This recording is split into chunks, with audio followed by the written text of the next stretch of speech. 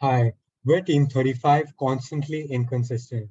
Our group consists of the following members: Siddhant Pathak, who's the team leader, myself, Aryan Madan, and Ronan Martolia. This is a part of our CZ4041 Machine Learning group project. Moving on to the background, significant progress has been made in the development of kinship recognition technology, but remains largely unseen in practice for a couple of reasons. The first being that existing image databases for kinship recognition tasks are not large enough to accurately capture and reflect the true data represent distributions of families around the world. The second reason is that familial facial recognition relationships are influenced by many hidden factors such as age, gender, and environmental factors, which makes it a challenge to develop a discriminant model using computer vision algorithms commonly used for facial recognition or object classification. To address this challenge, more advanced algorithms and techniques such as deep learning and convolutional neural networks may be required to accurately capture and model the complexities of familial relationships and facial features. Our problem statement basically consists of researchers at the Northeastern University who are working on a challenge of determining biological readiness using only facial images. The researchers hope to revolutionize the way we approach family relationships and open new avenues for future work in this field. The evaluation metrics which Kaggle uses to evaluate the submissions, is basically based on the area under the ROC curve between the predicted probability and the observed target. The ROC curve is a common evaluation metric which is used for binary classification models. It measures the trade-off between the true positive rate and the false positive rate, which is shown defined below. Our proposed solution is basically ensemble learning using a weighted ensemble approach to create a mixed model to enhance the performance of individual models. We check the correlation of different models against each other since it is believed that ensemble learning works best for numerous uncorrelated models. We employed ensemble learning specifically to enhance the performance of these individual models. The results of the analysis is shown on the screen with the best performance highlighted. This is our original results as per the Kaggle leaderboard ranking.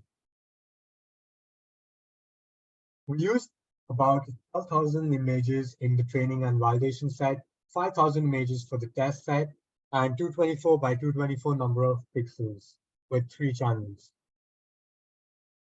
We performed exploratory data analysis on a data set and came across the various number of insights, like the average members per family, the average number of images per person, the total number of images in the train set, etc. The chart above provides an overview of the distribution of families in the training set. In order to manage the complexity of the data set, we focused analysis on the 10 largest families in the data set. The graph reveals that the F00601 family folder contains the highest number of images in the Kaggle dataset, with the remaining families appearing in descending order. As such, it is important to take this imbalance into account when developing and testing the models to ensure that they are robust and reliable across a diverse range of family structures and compositions. The findings presented here in the figure highlight the distribution of images across individuals, specifically within the F4601 family.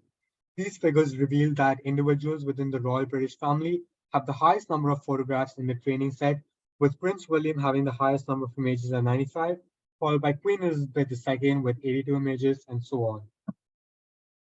We used the NetworkX library to visualize the connections of images with one another and is shown in the reference graph in the following figure. We derived the following information, which is the graph is not a fully connected graph. The graph contains 20 subgraphs. The number of nodes in the graph is around 15,000.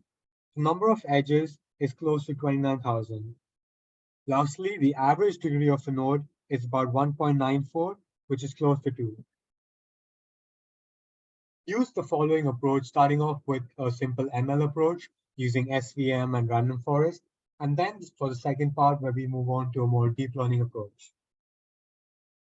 The objective of support vector machines is just to learn the optimal hyperplane in an n-dimensional space, where n is the number of features that distinguish the data points.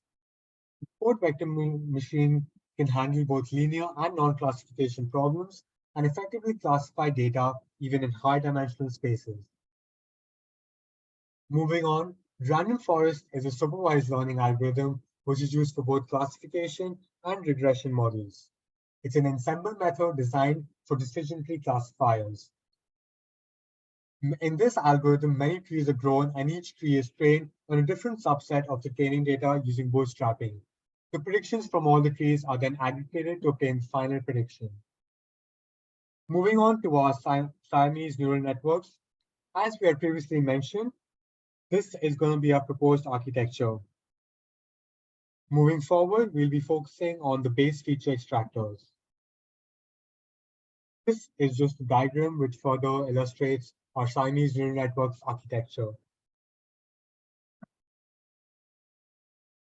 This is our convolutional neural network, where we use fully connected layers along with implementing different variations of batch normalization, say 1D batch normalization, 2D batch normalization, 2D dropout, and using rectified linear units as the activation function.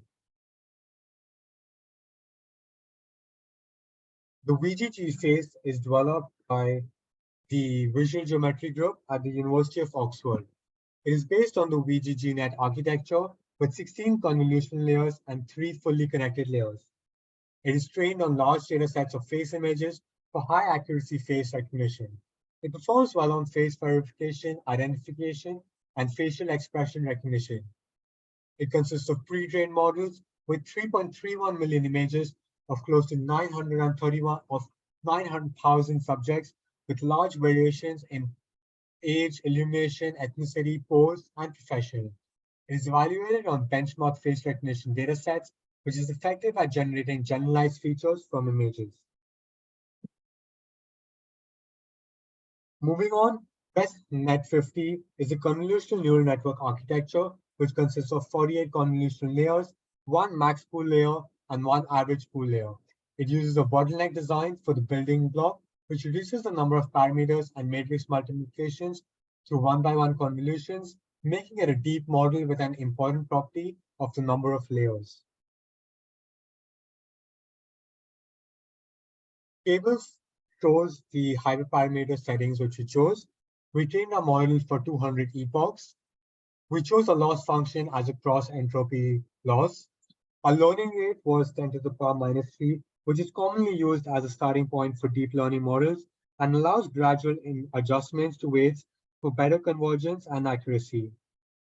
We chose the item optimizer as it is computationally efficient and adaptive to the learning rate, which is well suited for large data sets and complex models.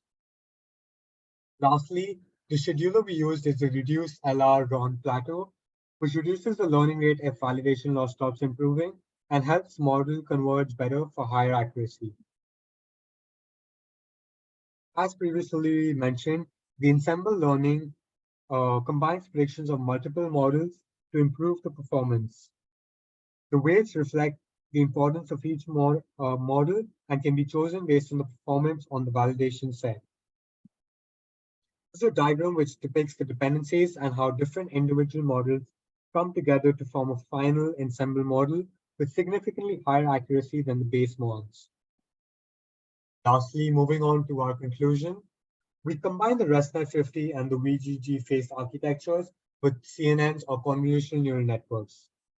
Different architectures extracted different features differently, resulting in less correlated predictions. We concatenated the different feature outputs using quadratic functions for faster convergence and better accuracy. We also omitted fine-tuning due to the time constraints. Lastly, the neural network model can be integrated with convolutional ensemble classifiers for further improved performance. Thank you.